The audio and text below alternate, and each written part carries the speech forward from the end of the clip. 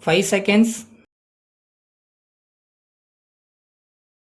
Start. Mr. Deputy Chairman Sir, in offering my own remarks on this land ceiling bill, I shall not take much of the time of this House in dealing with the various paths to socialism that today state governments are so anxious to implement all over India. I am aware of the tremendous political pressure on our administrators to introduce ceiling not only on lands but also on urban property. After we have introduced the ceiling on our urban property, we will have a ceiling on industrial wealth, which will limit the number of shares that we can have in industries.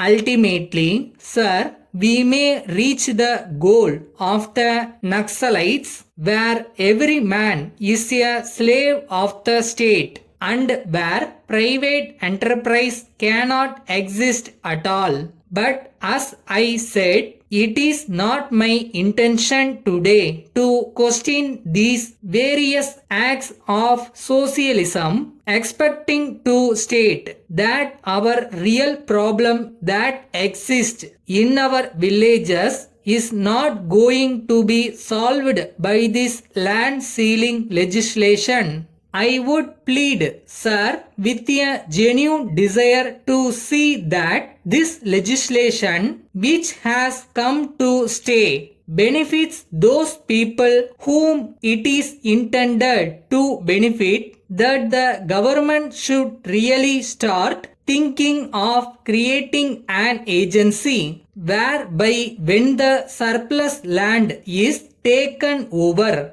it can give the necessary inputs and provide the necessary assistance to the tenants or the landless laborers to see that the lands are properly cultivated and the lands are not mortgaged the very next year.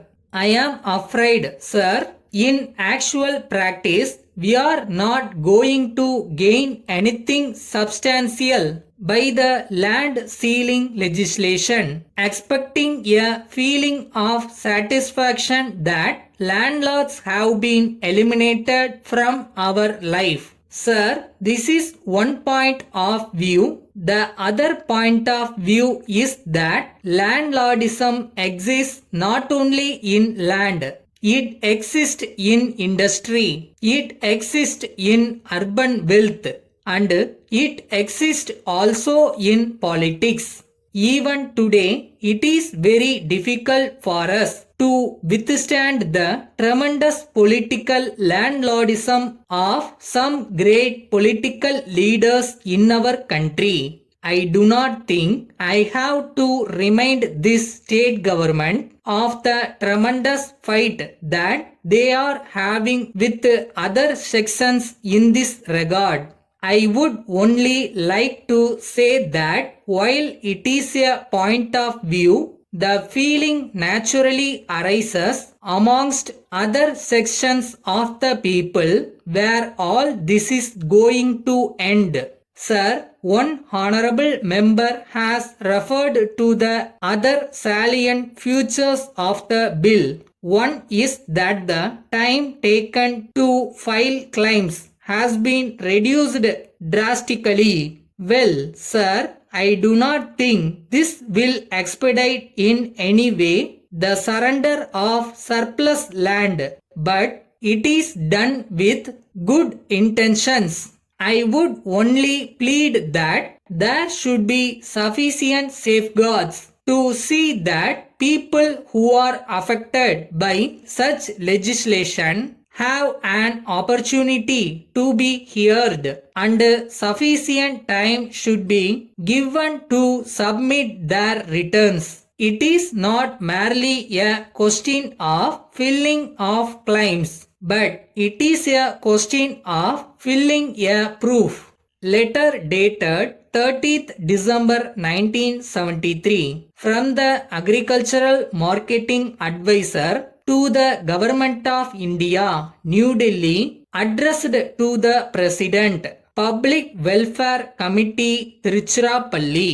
Dear Sir, I am writing this with reference to your letter of the 10th instant about the product's grade under Agmark. As is well known, an Agmark label is affixed to a package only after its contents have been pre-tested and found to conform to the standards prescribed for the purity and quality of the commodity concerned.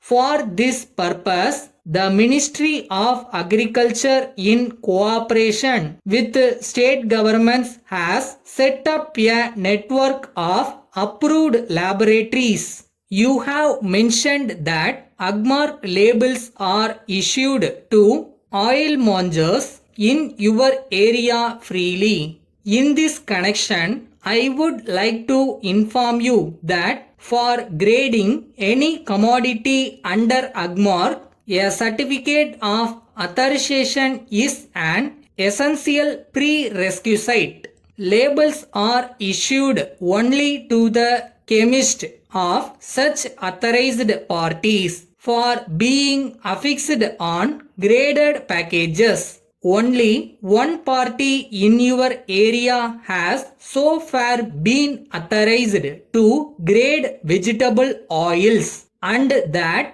too only coconut oil under Agmark. There is thus no question of issuing any Agmark labels to other in your area.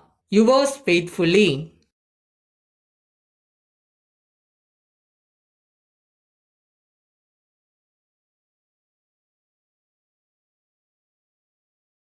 இந்த வாழ்க்கையை ஒரு முறை தானே வாழ போகிறோம்.